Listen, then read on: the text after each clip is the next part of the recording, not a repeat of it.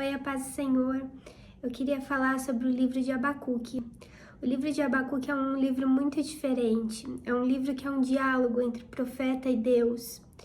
E no começo desse livro, esse texto se passa num tempo onde o povo do Senhor estava cometendo muitas injustiças. Os ricos estavam se aproveitando dos pobres. E o profeta clamou ao Senhor perguntando até quando Deus ia ver isso e não ia descer com justiça, que a justiça do povo estava pervertida e ele queria que a justiça recaísse sobre aquele povo ímpio. Então ele clamou ao Senhor. Nesse mesmo capítulo, o Senhor responde a Abacuque, dizendo que Deus estava trazendo um povo duro, um povo violento para fazer justiça sobre o povo dele. E a gente pode ver Abacuque se queixando novamente, dizendo: Senhor, o Senhor é justo. Como que o Senhor manda um povo que é mais injusto do que nós fazer justiça sobre nós? Primeiro ele se queixou do próprio povo. Depois ele se queixa que quem ia fazer justiça sobre os injustos era um povo mais injusto. E muitas vezes é assim. Muitas vezes nós falhamos, nós pecamos, nós cometemos algum tipo de injustiça e o Senhor ele vem com correção. E a correção geralmente ela se utiliza de meios naturais, de uma pessoa, de uma circunstância externa. E no nosso coração a gente sabe que errou, a gente sabe que tem consequências, mas a gente se questiona, porque aquilo que Deus usa para nos purificar, para nos tratar, para nos forjar novamente, é algo que para nós é pior do que a gente, é pior do que nós mesmos. Então não parece justo. Após essa segunda queixa, o Senhor não respondeu a Abacuque, o Senhor ficou em silêncio. E quão duro é quando o Senhor fica em silêncio diante das nossas queixas, diante dos momentos de desespero que nós enfrentamos. Mas aqui o profeta fez algo que tem que servir de lição para nós. Ele falou: ficarei no meu posto de sentinela, tomarei posição sobre a muralha e aguardarei para ver o que o Senhor me dirá e que resposta terei à minha queixa. Em momento nenhum ele pensou que Deus o abandonou. Ele sabia que uma hora Deus ia responder. Talvez ele não entendeu o porquê do silêncio naquele momento. Mas ele falou: eu tomarei o meu posto de sentinela. Eu vou ficar vigilante, eu vou ficar observando, porque a resposta virá. E eu não quero perder essa resposta. Eu quero estar aqui aguardando a resposta do Senhor. E a gente tem que orar, a gente tem que clamar. E quando o Senhor não responde, nós temos que se manter no caminho. Nós temos que se manter fazendo a última coisa que Deus mandou a gente fazer. Nós temos que continuar aguardando no Senhor, porque a resposta ela vai vir. A palavra de Deus diz em Jeremias 33, clame a mim e eu responder-te-ei, e lhe direi coisas grandiosas e insondáveis que você não conhece. Se nós clamarmos, o Senhor vai responder. Mesmo que ele fique em um momento de silêncio, ele vai responder, porque a palavra diz que ele nos responderá. E o interessante aqui é que esse texto de Jeremias, ele se passa um pouco antes do cativeiro babilônico. Foi um pouco depois, ou mais ou menos no mesmo período de tempo que Abacuque estava clamando. E a resposta de Deus veio a Abacuque dizendo que o ímpio que está envaidecido hoje, que está cheio de zombaria contra o povo de Deus, porque o Senhor permitiu aquilo, também sofreria a justiça divina no futuro.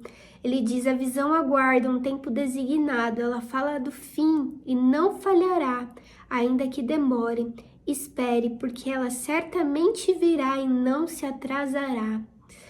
Muitas vezes Deus ele nos corrige e algumas pessoas se alegram dessa correção, algumas pessoas debocham de nós, falam: cadê o seu Deus? Ou no íntimo do seu coração, elas se alegram disso. Eu passei por uma circunstância há pouco tempo atrás em que eu pequei. E porque eu pequei, o Senhor permitiu que algumas coisas na minha vida o inimigo tocasse.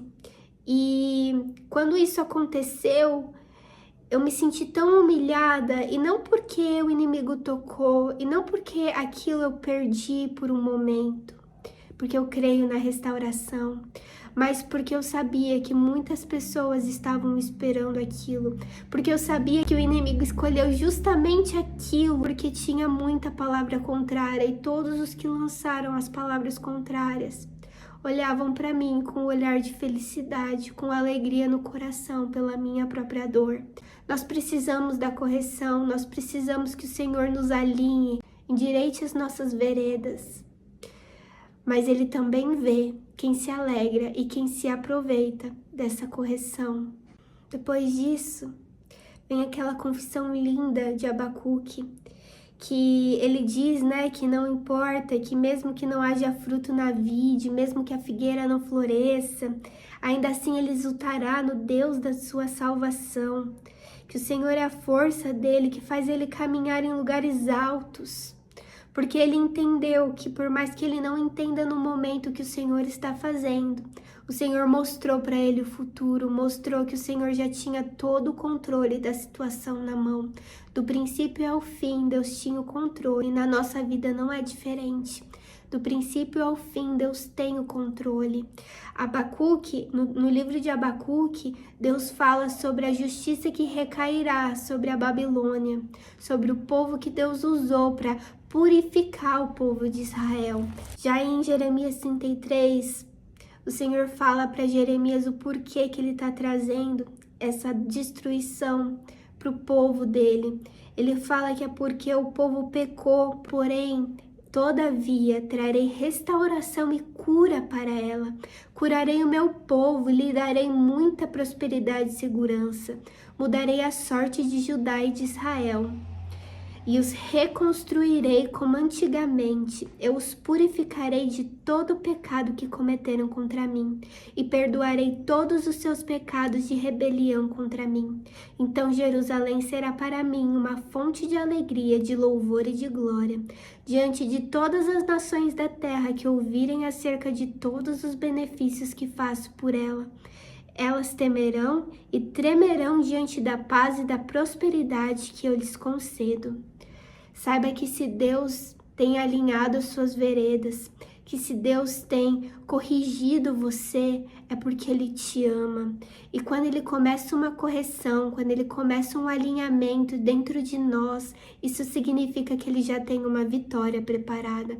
Ele não começa uma obra para não terminar, Ele não investe em moldar o seu povo, se não for para prepará-los para algo grande, para algo melhor, para receber algo, mesmo que o motivo disso tenha sido o pecado ou a maldade, como foi aqui. O Senhor não investe em quem Ele não tem uma obra. O Senhor tem obra na sua vida. Se você tem sido corrigida, se você tem sido moldada, saiba que enquanto o Senhor está te corrigindo, por mais que doa, isso é a maior bênção de todas. O problema mesmo é quando Deus não corrige. Se você tem pecado e o Senhor não tem te corrigido, isso não queima no teu coração, aí sim há um problema. Porque isso significa que Deus já olhou e falou com essa pessoa, não tem conversa. Então, se você tem sido corrigido pelo Senhor, se você tem sido moldado, alinhado na escola da dor, saiba que Deus ele já tem um futuro de paz. Ele já tem a restauração. O seu amor leal dura para sempre. O amor de Deus é incondicional. E a palavra diz, né, que todas as nações da terra que ouvirem acerca dos benefícios que faço por ela temerão e tremerão. Mesmo que hoje muitas pessoas olhem para você, debochem da sua situação, te humilhem, saiba que quando o Senhor restaurar a sua sorte, todos reconhecerão a mão de Deus sobre a sua vida, haverá honra diante de todos, a honra do povo dele foi pública. Por mais que a dor tenha sido pública, também a honra foi pública. A sua honra será vista. E as bênçãos que recaiu sobre o povo após o cativeiro babilônico foi muito melhor do que o período que eles estavam vivendo antes. Saiba que Quando Deus restaurar a sua sorte, a sua situação será melhor do que no começo. Eu desejo a vocês um bom final de semana. Espero que essa palavra tenha edificado. Se vocês gostaram, curtam, comentem, por favor, aqui no canal. E é isso. A paz do Senhor a todos. Amém?